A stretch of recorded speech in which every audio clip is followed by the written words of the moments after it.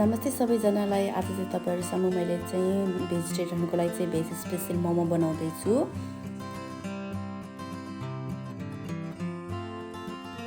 400 gram baking flour, 4 tablespoon cooking oil, 1.5 tablespoon salt and water. हामीसँग भएको cooking oil and salt चाहिँ राखेर यसलाई मजाले पहिला मिक्स गर्छौं।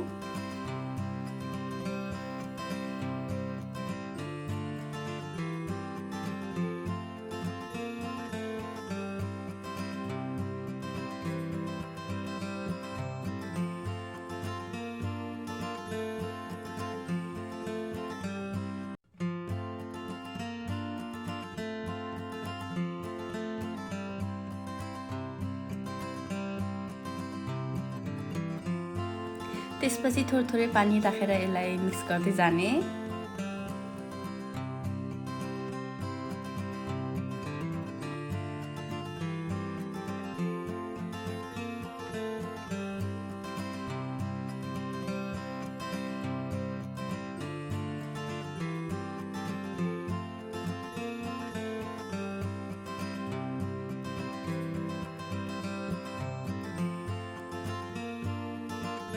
ल अब यतिको भइसकेपछि हाम्रो डो रेडी हुन्छ मोमोको लागि। यहाँ चाहिँ मैले प्लास्टिक फोलीले यसलाई कभर गरेर राखेको छु र यसलाई 15 to 20 मिनेट चाहिँ त्यतिकै राखिदिनु होला है।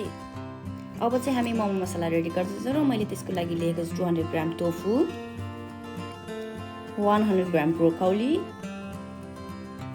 एउटा ठुलो मसिनो गरी काटिएको अनियन, दुईटा क्यारोट्स, फ्रोजन कोरिएन्डर, मसिनो गरी काटिएको peanuts 100 gram, garlic and ginger paste, मसिनो गरी काटिएको 100 gram mushroom, 100 millilitre cooking oil,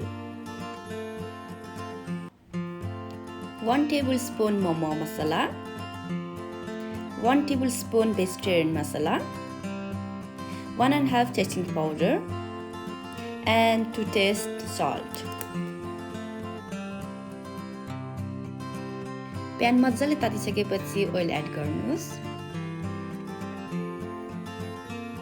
हामीले चाहिँ फर्स्टमा हाई फ्लेममा राखेको छौं। मजाले तेल तातिसकेपछि मिडियम फ्लेममा राख्नु होला।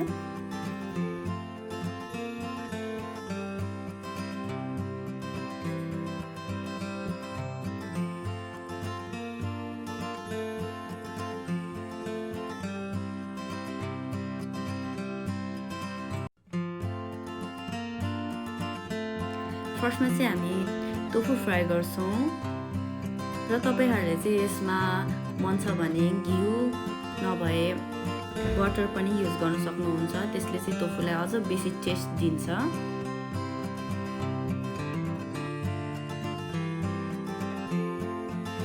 टोफुलाई चाहिँ 4 to 5 मिनेटसम्म मजाले पकाउनुहोस्। यतिसम्म पकाइसकेपछि चाहिँ तपाईहरुको टोफु मजाले पाक्छ र यसमा एड गर्नुहोस् गार्लिक एन्ड जिन्जर। यसलाई पनि हल्का छुट्टै फ्राई गर्नुहोस्।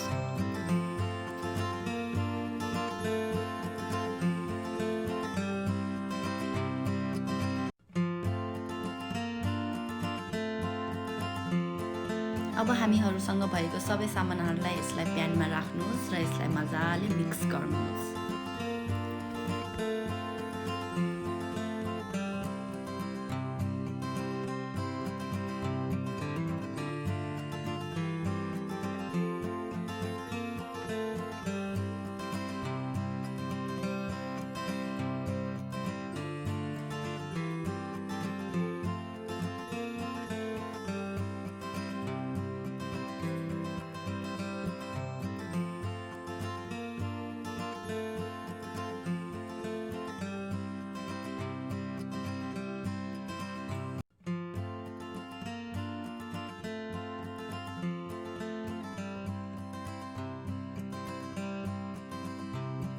भेजिटेबल फ्राई गरेको 2 देखि 3 मिनेट भइसकेपछि यसमा हाम्रो मसलाहरू सबै एड गरिदिनुहोस्। एड गरेको मसलालाई मजाले चलाएर फेरि यसलाई 3-4 मिनेटसम्म मजाले पकाउनुहोस्।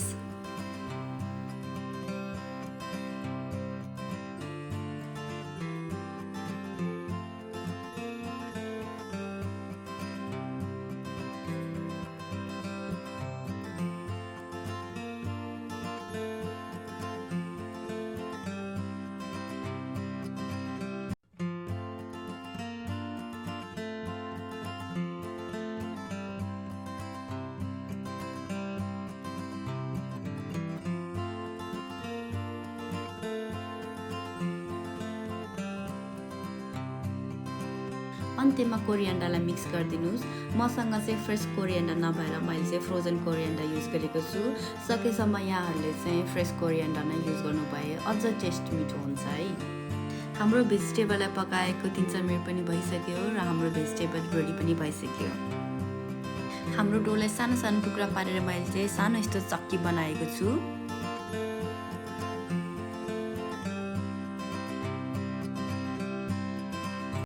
बेलनाको सहायताले चाहिँ मैले यसलाई मजाले यसरी बेलेको छु।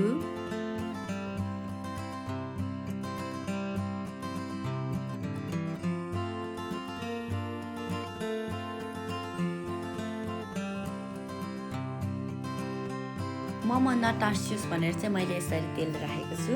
अब चाहिँ हामी मोमो बनाउँदैछौँ। मैले चाहिँ यसलाई सर्कल रूपमा बनाएँ।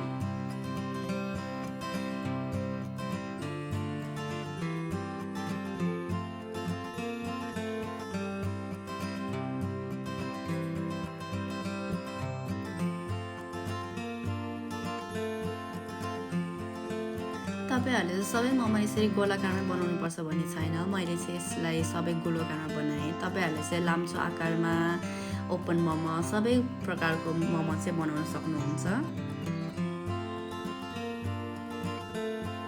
मैले चाहिँ अघि नै मोमो भाँडा रेडी पारिसकेँ र पानी पनि उम्लिसकेको छ अहिले। आफ्टर 15 to 20 मिनट्स हाम्रो मोमो पनि रेडी हुन्छ।